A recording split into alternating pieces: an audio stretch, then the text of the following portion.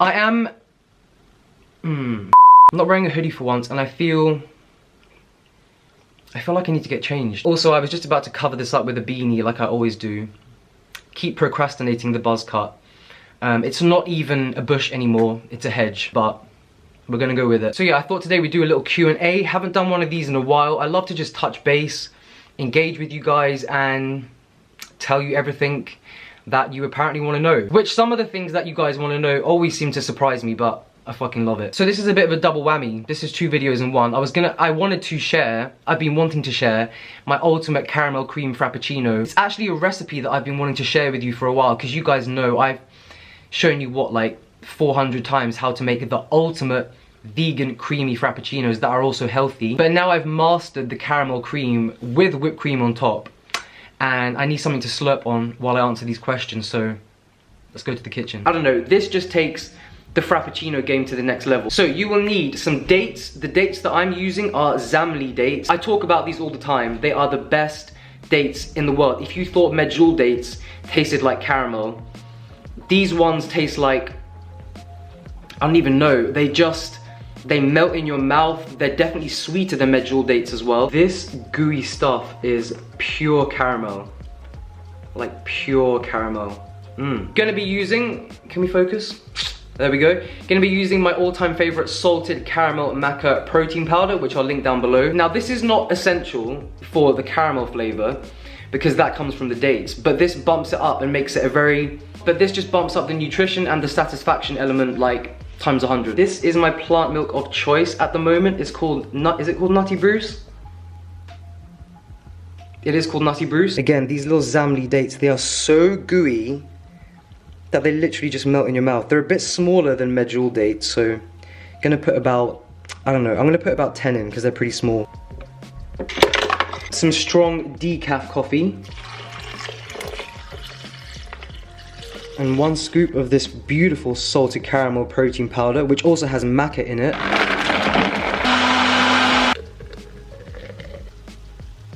I mean, this doesn't need vegan whipped, what am I talking about? It does need vegan whipped cream.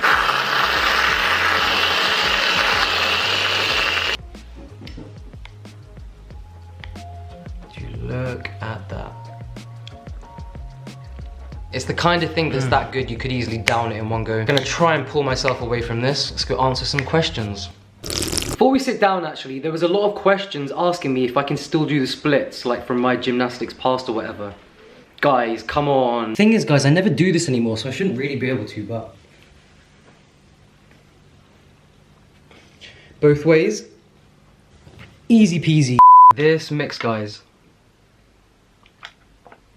it's insane. All right, let's get into the questions.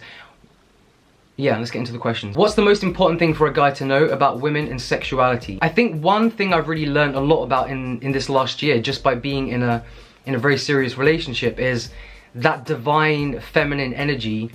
And when you're surrounded by it, it's just the most, can't even put it into words. I love women. I'm in love with one woman, but in general, I love women. I always have. I don't know, since I was young, I've always just had the utmost respect for women, have always vibed with them. A lot of my very close friends are women. I know I'm not directly answering that question, but again, one of the things that I've become so much more aware of is that divine feminine and masculine energy, and the polarity between the two when it hits right, you know, and it's just the most incredible thing in the world. I don't know, I guess the way I can answer that is just, you know, that connection, that bond, that understanding what your partner enjoys and just being in that flow, and without going into too much detail, just, you know what I mean, when you're with someone that you vibe with, you're in love with, when it's right, it just flows naturally. And experiencing that on a much deeper level, on a spiritual soul level in the last year, has literally been the most beautiful experience of my life. The main thing I can say is just understanding your partner. If I could only live on 3 foods for the rest of my life, do you know what, guys? Do you know what, yeah? This is something that I take very seriously, because I always imagine, like, what if I was sent to a secluded island just by myself, which I would love. I mean, I would take Jill with me as well, but you know what I mean. If we're talking like 3 foods, not like hummus, right? Because that's got like, what, 7, 8 different, well, depending on how you make it.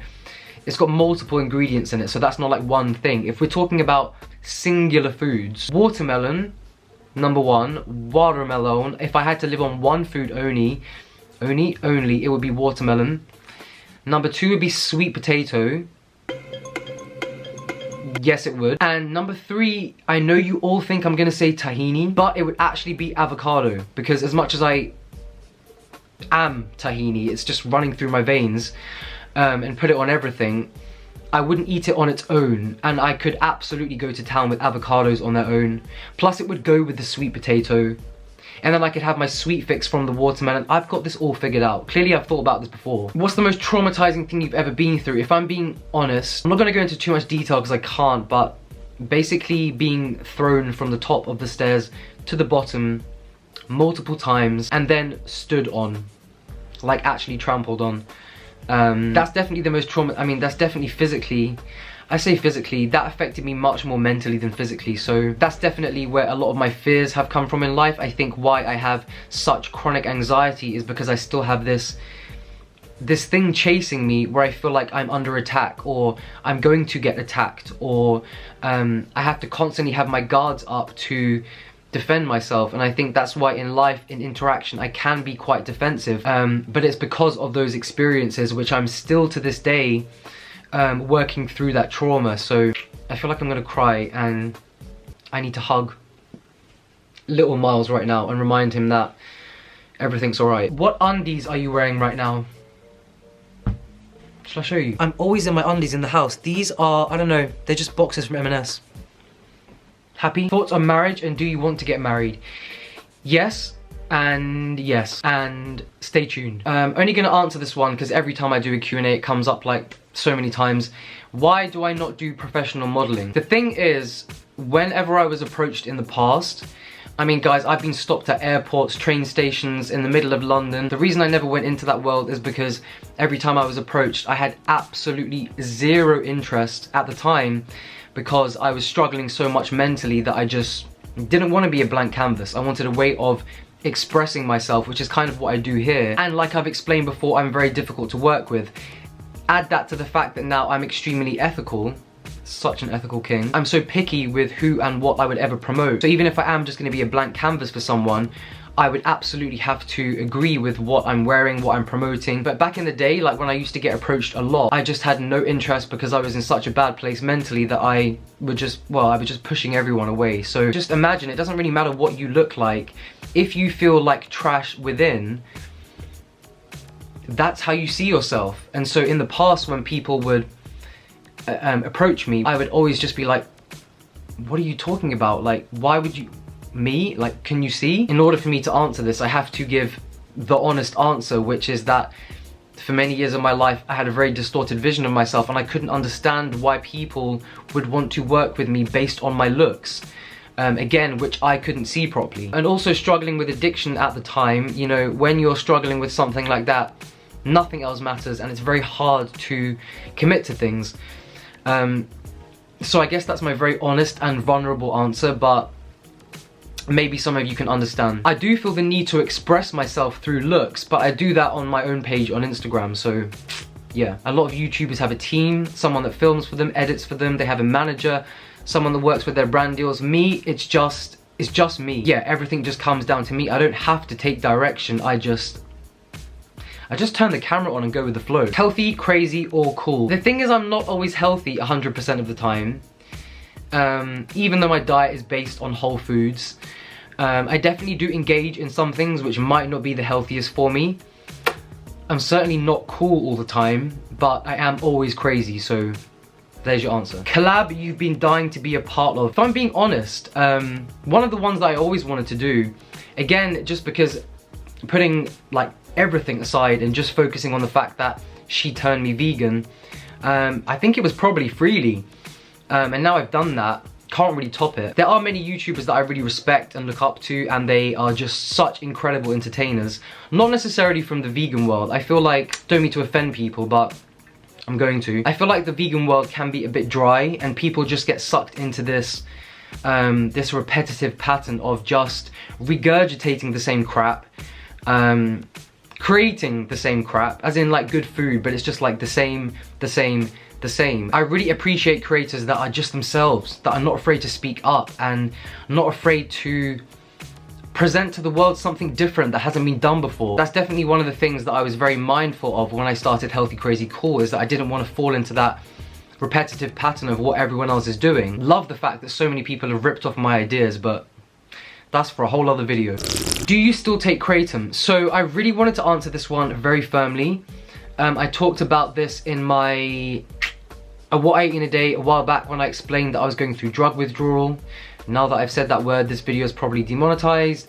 Thank you, YouTube, I love you. Speaking of YouTube, I know everyone says this and it's probably kind of annoying, but if you don't click the bell down below, the way that the algorithm works now, you probably won't know when I post videos. So if you're already subscribed, I love you, but make sure you go down and click the bell, because then you'll actually know when I post. But yeah, back to the Kratom thing. For those of you that don't know, Kratom is an opiate. It's a natural opiate, and it's something that a lot of people suggested to me. Yeah, I don't know, was it 6 months ago?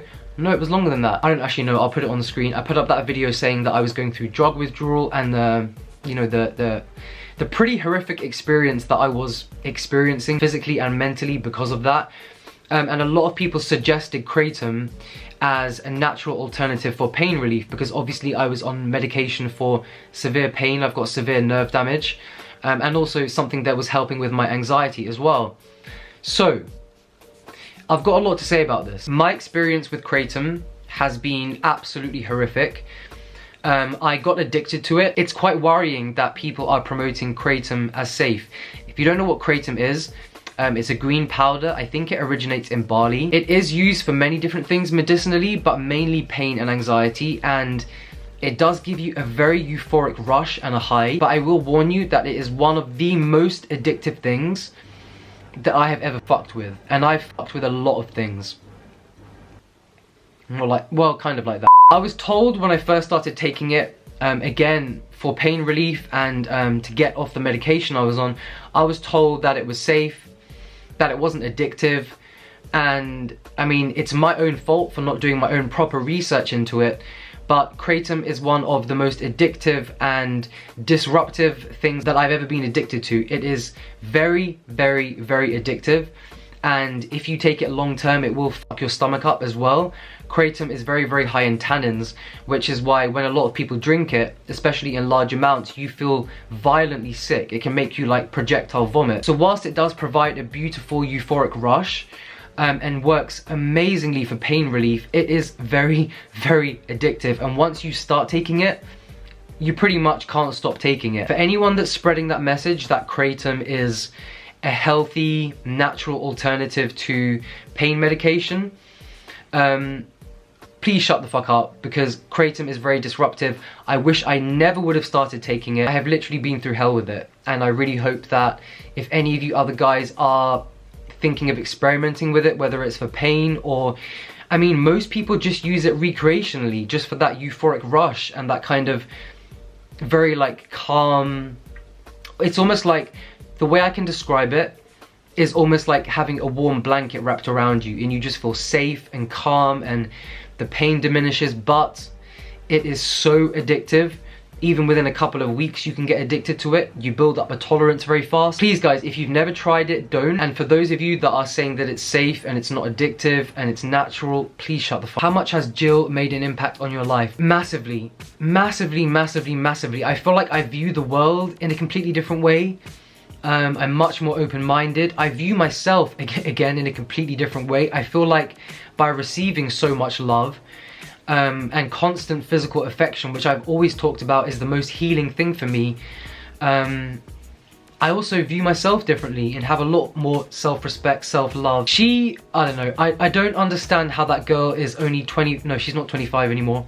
She just turned 26, but she has the wisdom and the experience of someone that is like 600 years old. No, honestly, the amount she teaches me on a daily basis, and I hope I do the same for her. But I mean, favorite and best form of cardio to burn a lot of calories, how many do I burn? If I'm being honest guys, when I exercise, I don't focus on that. I don't focus on how many I burn. I don't focus on how many I eat. I just burn and eat. The thing is, do you know what? I used to have a weight loss series on my channel called Eat More, Weigh Less, where I gave my best tips for weight loss, and a rule that I made with you know, half your plate always non-starchy veggies, which since has been stolen. I don't want to focus on weight or anything, but if your goal is just to get into better shape, and I feel like there's nothing wrong with saying that, I get so pissed off that in society today, if you talk about weight loss, it's almost like, oh my god, you're engaging in diet culture. And it's like, no, focusing on weight loss can be a good thing. If you know that you're not at your most comfortable or healthy weight for yourself, it's fine not to become obsessed with it, but just to engage in healthy practices, like eating more whole foods, moving your body more, doing resistance training, making it part of your lifestyle is great. This kind of links into another question I wanted to answer, which was what pisses me off the most about life in 2021. And if I'm being honest, it's just that you can't say anything anymore. You really can't say anything anymore without people getting offended. If you talk about weight loss, oh my god, you're indulging in diet culture, which, I mean, just shut the fuck. Whatever you're speaking up for, you're gonna offend people. I came to terms with that many years ago, so I really don't give a shit who I offend now, because I just speak my mind. I know everything that I'm giving and presenting is coming from love, but it's just like you really can't say anything these days without someone being triggered or offended. It's just really sad that I feel like freedom of speech has just been taken away in 2021. In fact, it's been like this for many years now, but you really can't even touch on certain subjects without being labeled something. People have stopped speaking the truth and stopped standing up for what is actually right in this world, because of fear of being cancelled or being labelled something or triggering other people. And this really needs to stop. It's just like, you really just can't talk about anything. And I will continue to talk about everything on this channel, and you know that's never stopped and never will stop. I really get fed up with the fact that everyone just gets offended by everything, and it's almost like they want to get offended by everything, and they are allowed to get offended by everything. If you look back to so many shows that aired, say, 10, 20 years ago, for example, my favourite show of all time, Friends, if you took the humour from that, and, you know, like, put that out to the world in 2021, everyone would get triggered by the humour, by the jokes, by the fact that they took everything so lightheartedly. And that was one of the best shows of all time, filled with nothing but love. But trust me, like, go back and watch some of the things that they say, they joke about. If they did that in 2021, I don't know, I feel like they'd all be put in jail. Do you know that you're so loved and appreciated? The thing is, what is your biggest regret in life? If I'm being honest, I have to say my biggest regret is giving a fuck what other people thought about me. And I've talked about this before, but you have no idea. You know, at one point I was basically living my life for other people and doing exactly what was expected of me and trying to please people that I was working with, my parents, and I regret all of it. I really do regret all of it. I know some people say that they have no regrets and that everything that they've been through made them who they are today. But if I'm being honest, I do have regrets. I wasted many years of my life caring what other people thought about me. And it's just the biggest blessing ever to give absolutely no fucks now what anyone thinks about me. That's actually kind of a lie. I do kind of care what my intimate circle think of me. But outside of that, there's no fucks given. And I think that's the only way I've been able to live my life. It's been the most freeing experience of my life. And I look back to how confined and imprisoned I was by the toxic energy around me and feeding into that and trying to please that, which was impossible. It's different to wanting to make people happy. I want to make everyone happy, but being molded into something that you're not, and accepting that and almost allowing someone else or a group of people to kind of take control of you and your life and your thoughts, yeah, I mean, it's definitely the most toxic and what's the word? And I think that if I would have mastered the art of not giving a fuck when I was much younger, for example in my teens, I wouldn't have gone through all of those years of complete insanity which followed afterwards. Again, I know a lot of people say no regrets, you know, it made me who I am today, but no, I do regret that. And if I could go back with the mindset that I have now, I know that the quality of my life and the service that I could have provided for others would have been amplified times 5 million, because again, I wasn't even myself. But I've also learned so much from it, which I guess is a blessing. Will you and Jill get vaccinated? See, this is what I'm talking about, guys. And whatever I say here, can't be right. People are gonna get triggered if I say yes. People are gonna get triggered and call me irresponsible if I say no. All I'm gonna say is I'm not gonna comment on that. I'm very opinionated on what's going on in the world right now. I will make the best choices based on what I know. You do the same. Do you think your girlfriend is the love of your life? Yes. I don't think, I know. I can honestly say that before this relationship that I'm in now, I never felt that it was safe to be loved. I never felt like it was safe to be myself within a relationship. Again, because I am a bit of a weirdo. I made a whole video about that a few weeks ago. And I was very surprised that so many of you could relate to it. I feel like when you know, you just know, you know? If I'm being honest, in my now over 30 years of life, I never felt that it was safe to be loved. I never felt that it was safe to be myself within a relationship, and to just be completely accepted for what I am, who I am, the weirdness that I bring into this world. It's been a very overwhelming experience, but in the most beautiful way possible, so yeah. Will you ever go back into clinical nutrition and take clients? Never. Never, never, never, never, never. I mean, I always say never, but never. I love creating, I love showing recipes, I love showing healthy food, I love inspiring people to eat more whole foods and to improve their health whilst enjoying every mouthful at the same time. But in terms of telling people exactly what to eat, diet plans, promoting one specific diet for everyone, nah, that's not what I'm about. So yeah, I don't know, I guess I just stay in my lane now and do what I'm good at and do what I also enjoy. Don't get me wrong, I was damn good at my job, but it just wasn't fulfilling for me. Even though it is very rewarding to help people with their health, it was not fulfilling what I needed as a human, as a soul, on any kind of level, which is exactly why I exited and then ended up here. Most underrated vegan food. Well, it's not necessarily a vegan food, but it is vegan because it's a whole food, but I've said this before, parsnips. Parsnips are a mixture between a sweet carrot and a starchy white potato, so you get the sweetness and the starchiness. Trust me, if you just chop them up, toss them in a little bit of olive oil, salt and pepper and roast them, you will have the most beautiful experience of your life, like taste bud wise anyway. Parsnips. Can we see more of your butt? Head over to Instagram. It's linked down below. It's there for you to see. Why are you so outspoken? The thing is, I'm not outspoken. I'm normal. People are just muted these days. They are afraid of speaking up for what they believe in. I'm just speaking up for what I believe in. I'm just speaking my truth, sharing my experiences, and I really don't think I am that outspoken. It's probably just because you're comparing me to a world of people, a world of sheep. But if everyone would actually just look within and speak their mind, the world would be a much better place for all of us. So, and it would get rid of all of this stupid fear as well of like, oh, I can't say this, I can't say that, it might hurt someone, it might trigger someone. So what? So what? If someone gets triggered by your truth, that's their problem. That's their problem. I told you a couple videos ago that I have absolutely zero concept of time. And I thought I had been sitting here for half an hour, but I have actually been answering questions for 2.5 hours, which is gonna make this video almost impossible to edit. So yeah, you better give this video a big fat thumbs up, and I'm sending you all so much love, and I'll see you on the next video. Laters.